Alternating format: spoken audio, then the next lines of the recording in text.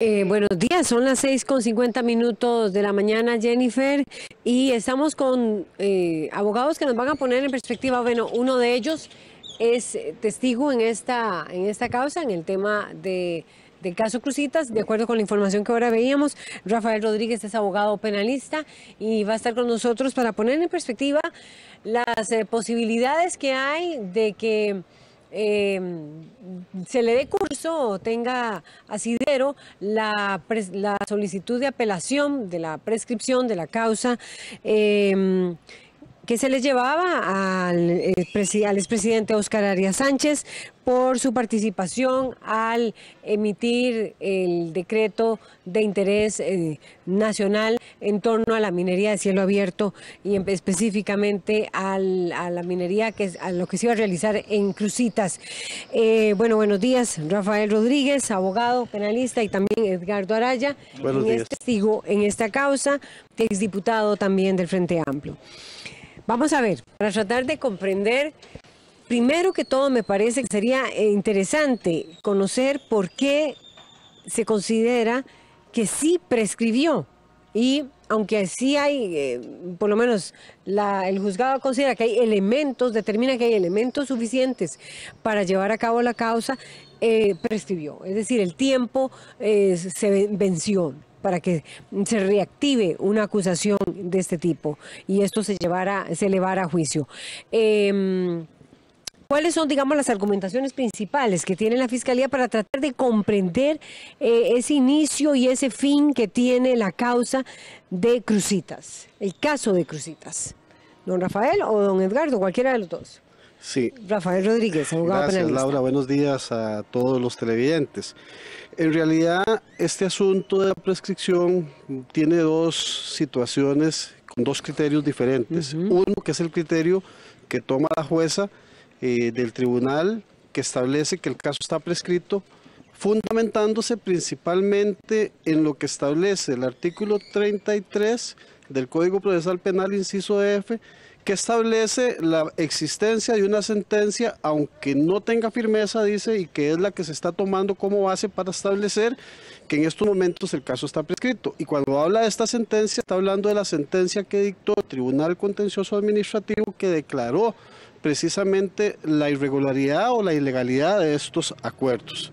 Aquí hay un criterio divergente porque la ley contra la corrupción, en su artículo 62, habla sobre los aspectos que tienen que ser considerados a efectos de determinar esa prescripción. Y dentro de los aspectos habla precisamente de los que indica el artículo 33 del Código Procesal Penal, y bajo este concepto la jueza está determinando que hay prescripción. La teoría del Ministerio Público es otra. O sea, la teoría del Ministerio Público dice de que no se debe de considerar lo indicado por el artículo 33 en relación con esta sentencia, aduciendo a que esta sentencia no tiene efectos sobre lo que establece el artículo 62. Bajo el contexto de que si se aplica lo que dice el artículo 62, el asunto no estaría prescrito.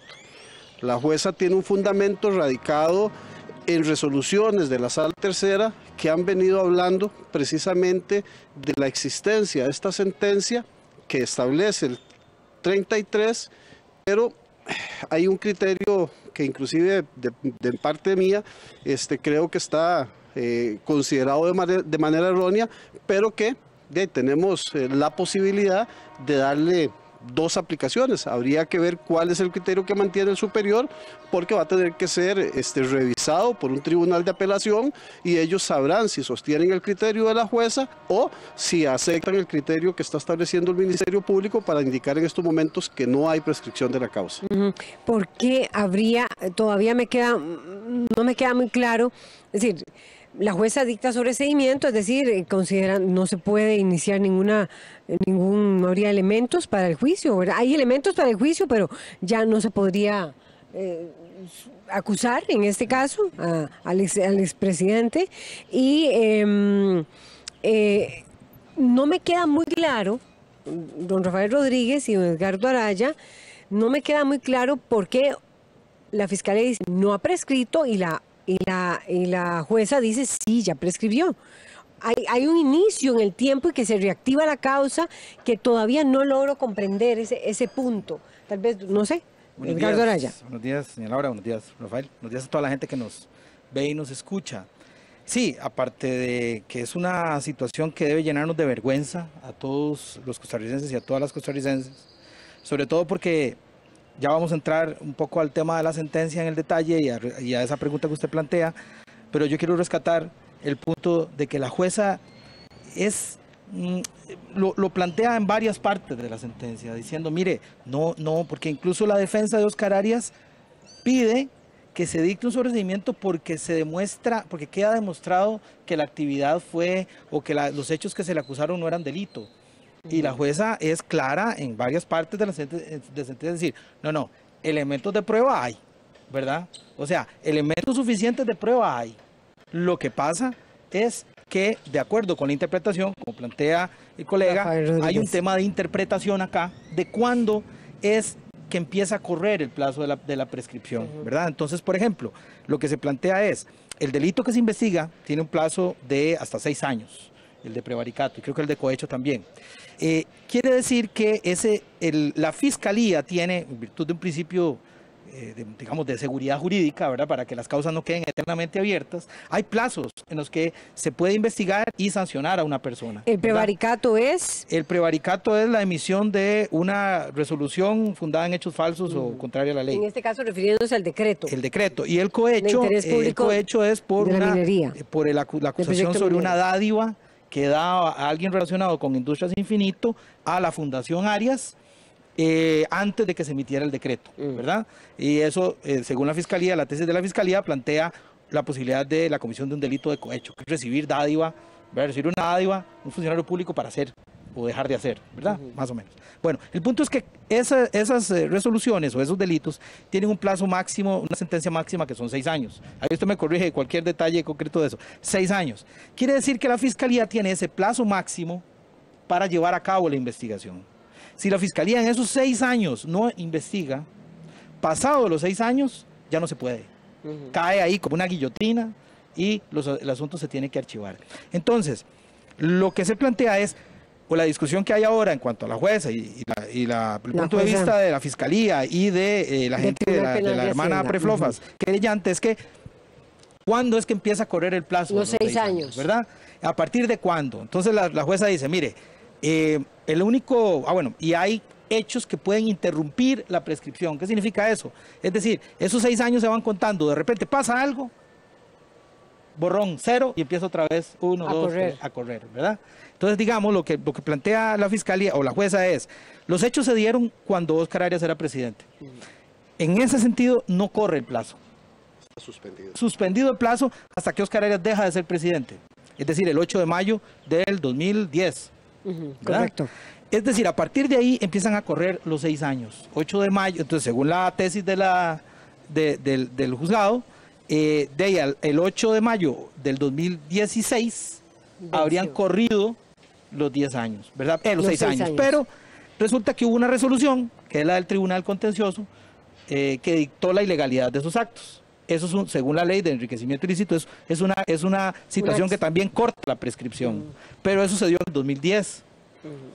Entonces, se interrumpió, pero no había corrido mucho la prescripción. Entonces, lo que la jueza plantea es que del 2010 al 2016 no se investigó, no hubo otro acto que interrumpiera la prescripción y por lo tanto hoy, que ya hubo uno, que fue la indagatoria en el 2017 y ahora la audiencia preliminar, son actos que se realizan después del plazo de que se dieron los 6 años y por eso, y lo mismo aplica para el de cohecho. Pero es muy importante que quede claro que la jueza dice, no, elementos para ir a juicio hay, ¿verdad? Lo que pasa es que ahí ya hay una prohibición legal para seguir adelante con la acusación. Y eso es lo que a mí, ya desde el plano más de activista y del plano, digamos, de preocupación nacional, es, bueno,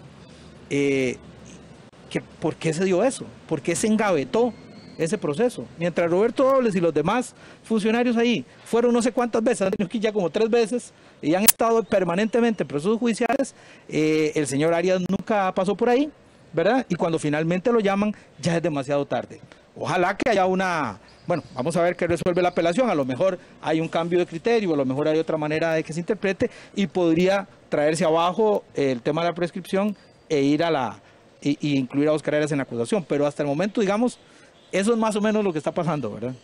Sí, en esto, Rafael Rodríguez, Laura, hay que tener claro, con respecto a lo que dice Edgardo, de que efectivamente el juez o la jueza hace una revisión de la pieza acusatoria y establece que esa pieza acusatoria reúne los requisitos que establece la ley en relación con los elementos suficientes de convicción que tendría a efectos de poder incluir a don Oscar Arias en el caso. Va más allá la jueza se cuestiona el hecho de por qué la Fiscalía, conociendo que ya don Oscar estaba siendo sospechoso del hecho, no se actuó a efectos de traerlo a una indagatoria con mucho más anticipación. O sea, la jueza cuestiona en la misma sentencia esta situación y dice, bueno, ¿por qué es que la Fiscalía no actuó antes a sabiendas de que se tenía a don Oscar Arias dentro de la causa? Y se espera a actuar en aquel momento en que ya, de acuerdo a la tesis del juzgador, ya no existe el momento para poder traerlo a él al juicio. Esto porque el acto que se está indicando que interrumpe la prescripción es la sentencia del Tribunal Contencioso Administrativo que determina la ilegalidad del acto. Ahora, hay otra sentencia. Esta que fue en 2010. Esta del 2010. Esta sentencia no es tan firme. Y aquí es en donde los legisladores tienen que valorar, y esa es la divergencia que hay. Bueno, ¿cuándo surte efectos una sentencia? Para nuestros efectos legales y como abogado, los efectos los surte una sentencia a partir del momento en que la sentencia se encuentra en firme. O sea, yo no puedo poner efectos de una sentencia si esta no ha adquirido firmeza. Esa es la otra tesis que hay. ¿Por qué? Porque la sentencia del Tribunal Contencioso Administrativo es recurrida y la sala primera... ¿Recurrida por quién? Perdón. Es recurrida por las partes que determinaron que el acto era legal. En este caso, quienes estaban defendiendo a Oscar Arias recurren esta resolución ante el Tribunal Contencioso Administrativo, va a la sala primera y la sala dicta una nueva sentencia que, si consideramos el dictado de esa sentencia para efectos de la firmeza y de la interrupción de la prescripción, pues se diría que el asunto no está prescrito. Porque la sala primera, ¿cuándo se pronunció? La sala primera se pronunció un año después, más o menos en diciembre fue de... Sí, ahí estamos dentro de esa situación. ¿Cuál es el problema aquí? Si yo me voy a leer el artículo 33 del Código Procesal Penal, que dice que un acto de interrupción es el dictado de una sentencia, yo podría pensar que el espíritu de la ley en ese momento era el de las sentencias que se dictaban en materia penal, bajo el contexto de que si yo tengo un proceso judicial y voy a juicio y en juicio se dicta una sentencia, esta sentencia es recurrible.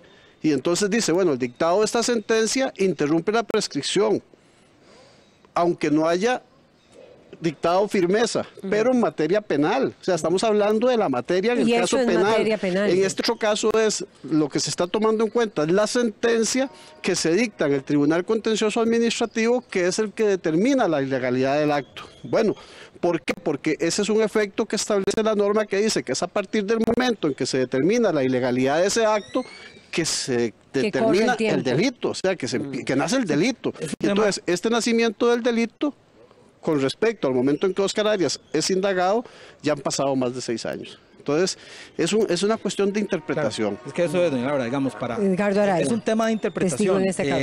Por ejemplo, lo que plantea Rafael, si la jueza está entendiendo que la sentencia interrumpió la prescripción, la sentencia del contencioso que anuló los permisos y el decreto de conveniencia nacional que emitió Oscar Arias, por lo cual se le está acusando, la jueza es un tema por eso de interpretación. La jueza está interpretando que la interrupción de la prescripción fue con el dictado de la sentencia del Tribunal Contencioso de primera instancia. Pero esa sentencia no quedó en firme porque las partes la impugnaron. Fue hasta cuando entonces luego hubo un pronunciamiento de la sala primera, un año, 2 años después, confirmando esa sentencia. Entonces es un tema de interpretación.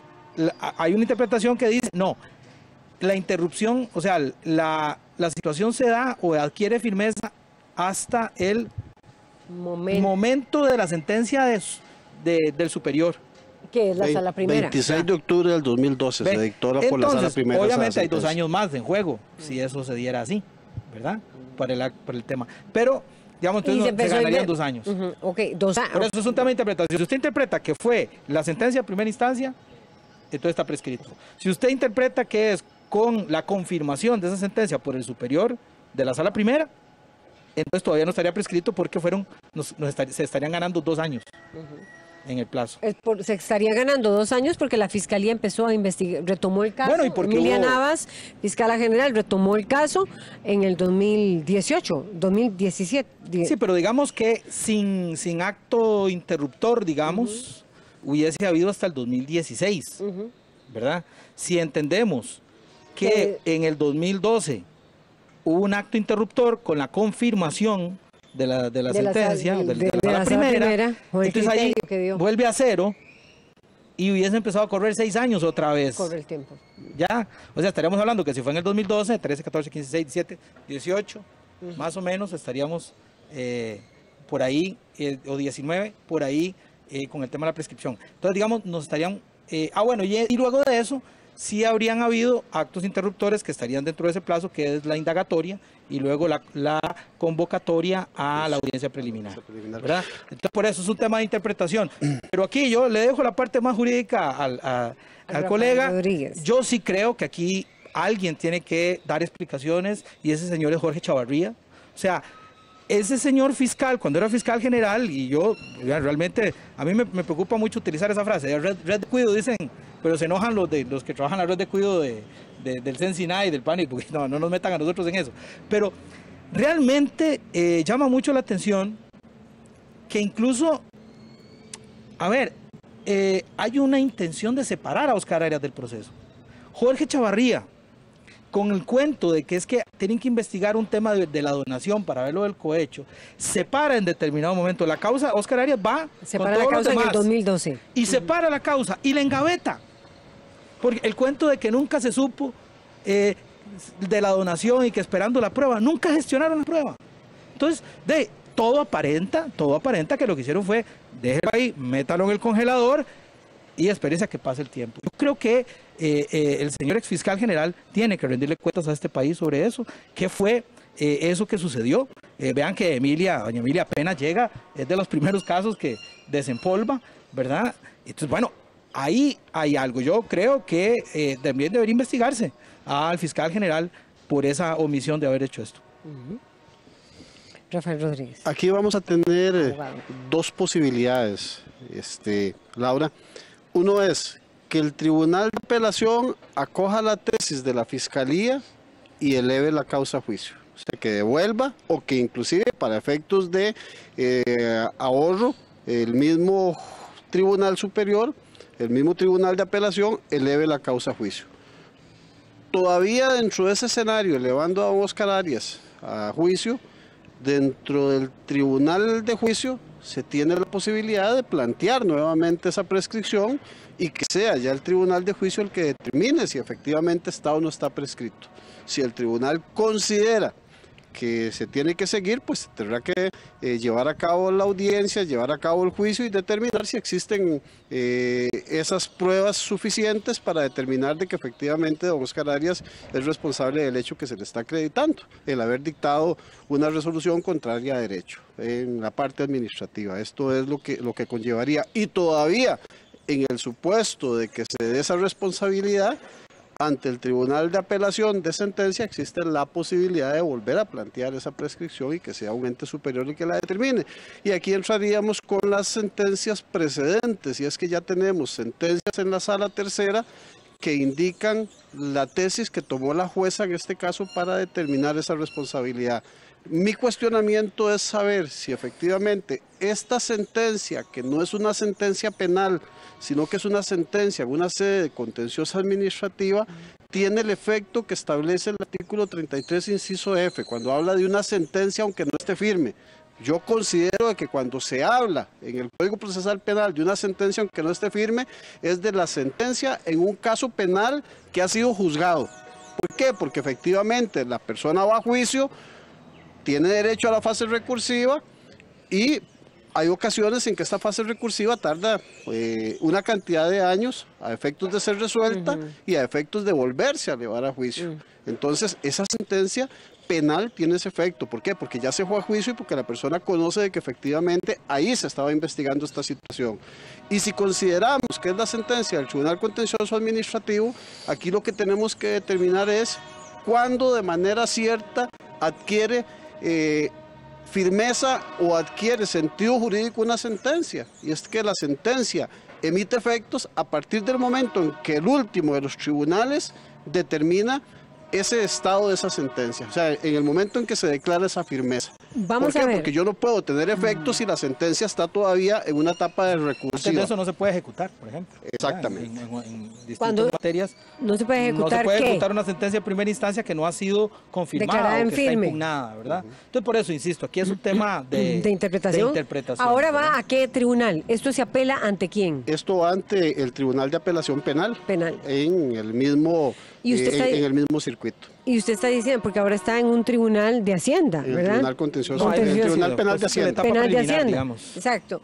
Y bueno, nada más para recordar, es la firma del famoso decreto del 2008 que declaró de interés público y conveniencia nacional el proyecto minero Cruzitas. Y la supuesta dádiva a la Fundación Arias. También estaba así. Ya se había declarado la prescripción con anticipación. Pero ahí la sentencia vuelve sobre eso. Sí. Todas las demás figuras que están en este caso se mantienen acusadas y se mantiene vigente el proceso, van a ser de juicio. Se dictó auto de apertura a juicio, sí, para va a juicio contra todos los demás acusados, con excepción de don Oscar Arias. Con excepción de don Oscar Arias. Ahora, usted decía, Rafael Rodríguez, y yo no sé si también Edgardo, decía que esto puede ser ahora, es decir, recurrido, ¿verdad? Apelado. Y ese tribunal superior puede confirmar lo que indicó la jueza. Ajá. Y efectivamente decir está prescrito y ya ahí no tenemos más que hacer. Ya esto no va a una sala ya tercera. No va a una no sala hay tercera en esta situación tercera. En relación con don Oscar Arias. Si determina que va a juicio y ahí tampoco nada más podemos hacer. O sea, ya tenemos solamente una instancia para que determine precisamente si se acoge la apelación o no se acoge la apelación. ¿Existe experiencia, más bien jurisprudencia en torno a cómo se ha resuelto ante situaciones de este tipo? La jurisprudencia que existe es la que la jueza determinó para efectos de resolver ella. Ella toma dos sentencias, una que es del 2003 y una del 2007, que han venido dándole una interpretación a lo que establece el artículo 33, inciso F, en relación con la palabra sentencia, aunque no se encuentre en estado de firmeza. Y se habla de la literalidad de esta situación, indicando de que aunque diga que no esté en firmeza, pues nosotros no podemos extender esos efectos, al contrario, indicando de que se requiere la firmeza de la sentencia para efectos de que surta efectos, porque el Código Procesal Penal lo estableció de esa manera, y que darle una interpretación diferente iría en perjuicio de los derechos del imputado, y en materia penal tenemos que hacer una interpretación dentro de lo que más favorezca al imputado. Entonces, si vamos a ir a interpretar más allá, es en donde tenemos ese conflicto. Aquí lo que habría que hacer es verificar de que efectivamente la forma en que se redactó esta normativa tiene una laguna que tiene que ser corregida por los mismos diputados en la Asamblea Legislativa, hacer una reforma y establecer las pautas que efectivamente tienen que tomarse y no dejar que sean los mismos tribunales de justicia, los mismos tribunales penales los que den esa interpretación, que de acuerdo a lo que es la materia penal es una interpretación restrictiva en favor del imputado. Pero si así está, a la letra no tenemos más. Yo creo que aquí hay dos cosas a propósito de lo que decía Rafael, que me parece que es una tarea también de los actuales diputados y diputadas. Dos cosas. En primer término, creo que el tema de la prescripción, cuando está relacionado con delitos en el ejercicio de la función pública, sobre todo en el ejercicio del poder, ¿verdad?, deben estar mucho más abiertas al tema de prescripción, ¿verdad? Porque que haya mucho mayor regulación sobre que no prescriban, ¿verdad? O que tengan un mayor tiempo de prescripción o un plazo en el que se mantengan suspendidos. Digamos, la ley de la ley contra la corrupción y el enriquecimiento ilícito plantea que, por ejemplo, algo que no le pasa a los demás ciudadanos es que para los demás ciudadanos, digamos, empezado la investigación, los plazos se reducen a la mitad, los plazos de prescripción, ¿verdad? digamos, si son 6 años, empieza la denuncia, y se reduce, digamos, a la mitad. No así en los casos de delitos contra la función pública. Pero vean ustedes que todavía, entonces, hay gente que queda con demasiado poder, que puede manipular y sostener algunas instituciones para que no hagan la acción que corresponde. Yo creo que entonces habría que buscar otros plazos interruptores de la prescripción. Vea que lo que la jueza dice es, mire, puede ser que sí, que la no firmeza o que hasta que adquiera firmeza sea un acto interruptor, pero no lo dice expresamente la ley.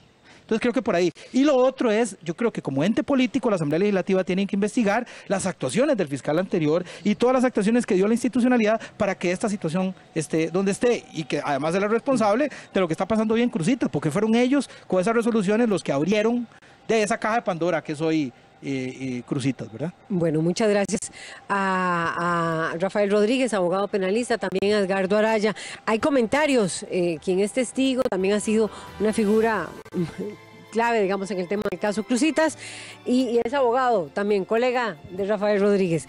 Vamos con los comentarios que ustedes han hecho a propósito de este tema sobre el que exponían tanto Rafael Rodríguez como Edgardo Araya.